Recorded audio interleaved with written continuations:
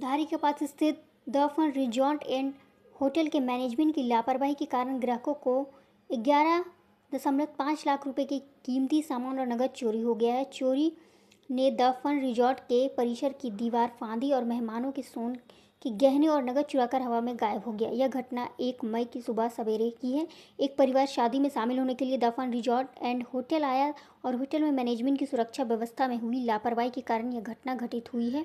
धारी पुलिस के जवान मौके पर पहुंचे और मामले की जांच पड़ताल की। चोरी करने में सफल रहे चोर का पता लगाने के लिए धारी पुलिस ने डॉग स्क्वाड की मदद ली। जिस परिवार के गहने चोरी हुए हैं वह एक मध्यम वर्गीय परिवार है। होटल मैनेजमेंट की लापरवाही के चलते उनकी जीवन भर की जमा पूंजी चोरी हो गई।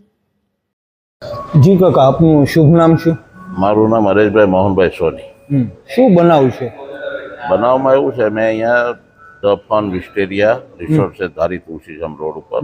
ત્યાં મારા શાળાના દીકરાના લગ્ન હતા, મેરેજ હતા. એ મેરેજમાં હું મારા વાઈફ અને મારી ડોટર, મારી દીકરી, અમે 3 જણા અમદાવાદથી મેરેજ માટે આવેલા.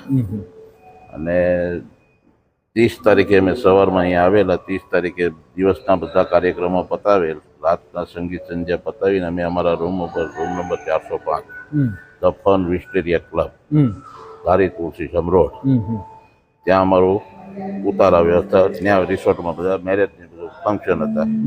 રાત્રે 1 વાગે સંગીત સંધ્યા પતાવીને અમે અમારા રૂમ ઉપર પરત ફરેલ. રાતના સમય હોવાથી, આરામ કરવાનો ટાઈમ હોવાથી મારી પત્નીએ એમનો પોતાનો જે પહેરેલ દાગીનો, મંગળસૂત્ર, 3 વીંટી, બુટી અને ઘડિયાળ એ પોતાના પર્સમાં મૂકેલ અને પર્સ પોતાનો માથાની બાજુમાં રાખેલ. રાત્રિના સમયે સીસીટીવી ફૂટેજના આધારે રાતને 3:32 થી 3:57 સુધીમાં બહારની વંડી ઠેકીને માણસ આવેલો અને એ દાગીના અમારા ત્યાંથી ચોરી કરી ગયેલ છે.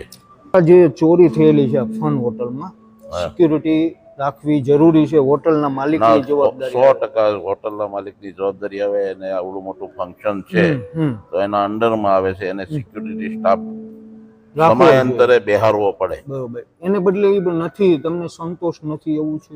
એ 100%.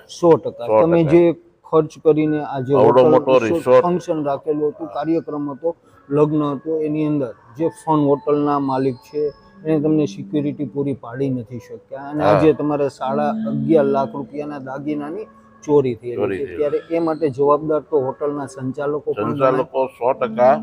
એને સિક્યુરિટી, આવડો મોટો કાર્યક્રમ છે, આવડો મોટો આમાં મેરેજના ફંક્શનમાં જ્યારે લોકો દાગીના પહેરીને આવતા હોય તો સિક્યુરિટી, હોટલની સિક્યુરિટીની ફરજમાં આવે છે કે આવનાર માણસને પૂછવું પડે ભાઈ કોને ત્યાં જવાનું છે. અને એટલી સિક્યુરિટી ના પૂછે તો પણ સિક્યુરિટી બેઠી હોય તો આવનાર વ્યક્તિને થોડોક. અને દિવાલ પણ ઊંચી તો નથી ના, દિવાલે પણ એનો જે કમ્પાઉન્ડ વોલ છે એ નીચી જ છે, હાવ નીચી છે. એને ત્યાં વ્યવસ્થિત કરવી પડે અને સિક્યુરિટી જાળવવી પડે, તાર ફેન્સિંગ કરી વ્યવસ્થિત એને કરવી પડે.